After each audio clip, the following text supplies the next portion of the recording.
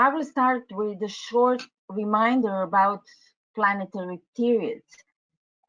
Planetary periods were used by Ptolemy, and it is basically a part of traditional astrology. And those insights and knowledge are very precious for today's teachings. At the time, all considered planets were visible by the naked eye. In traditional astrology, there were 7 visible planets, including luminaries, sun and moon, and every planet ruled a certain life period. Those 7 planets ruled 7 periods of life. Beginning of life is ruled by Moon as closest planet to the Earth. And after Moon comes Mercury, then Venus, Sun, Mars, Jupiter, and finally Saturn. This is also called a Caldeic order of planets. So last time I finished with the planetary period of Venus, approximately lasting between 14th and 22nd year. As planet of pleasure and luxury, Venus is considered small benefit. Beginning of Venus period is time of puberty. When hormones are activated, it's also a time of the first love and first kiss. It's a time where more frequent personal interaction with peers, and children begin to treat relationships differently. Venus rules 2 signs, Taurus and Libra. Venus in Taurus is very different from Venus in Libra. One favors tangible, other intellectual. One is sensual, the other is artistic. One is emotional, the other is reserved, and so on. So every one of us has Venus Victorian quality and Librian quality. These traits are so finely woven into a person's character, establishing a law of attraction, very specific for that person. What is that person is most what is it that person is most attracted to is often manifested through adopting values and basic need to be in harmony with others who will accept that person as she is.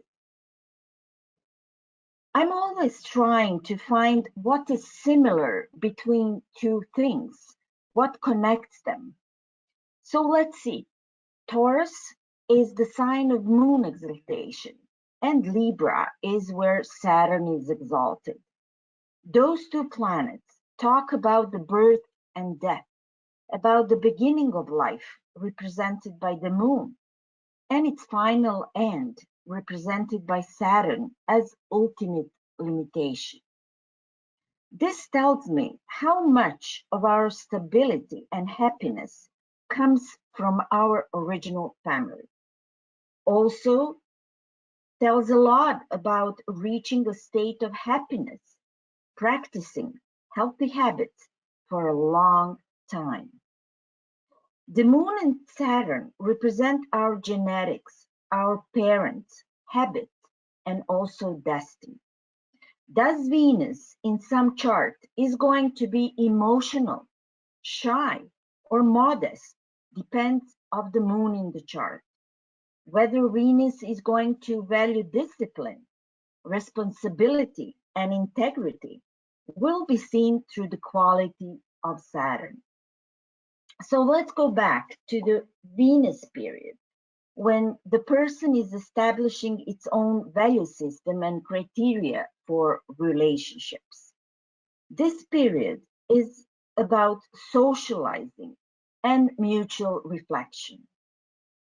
As we know, Taurus is the 2nd sign, rules our values, originally adopted or similar as in primary family, because the moon is exalted in Taurus. At the age of 14, Uranus is forming sextile to natal position, and young teenagers start to be rebellious. They want to do things differently. They want to spend more time with their friends, hang out, enjoying new freedom.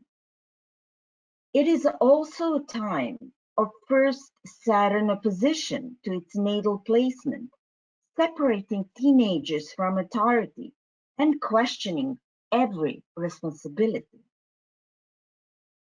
They change and adopt a new set of values much closer to their peers.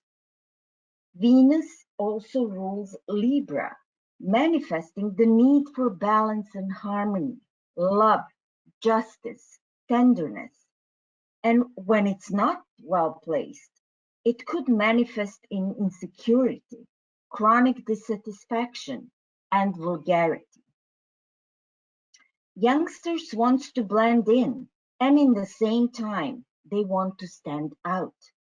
Many adults remember this period as the most difficult period in their life. Apart from natal dignity and aspects, there is another way to look at Venus. In natal chart, Venus position related to the Sun could be morning or evening star, depending if preceded the Sun or follows it. I would like to explain this a little bit. For example, if there is a Venus in Aries and Sun is in Taurus, then Venus is morning star because she's coming out before Sun. If by any chance Venus is after the Sun or in a sign that is after the position of the Sun, then it's an evening star. So let's see what's the difference. When Venus is a morning star, she appears to express youthfulness and naivety in the matters of love, pleasure, assets, money, and so on. Often, she reacts before she thinks things through. So we can say that she is spontaneous, curious, and even often emotionally resilient. For example, this Venus will not suffer long after the break, so she might be thinking, if you do not like me, why should I be miserable? There are so many other people or options around to choose from.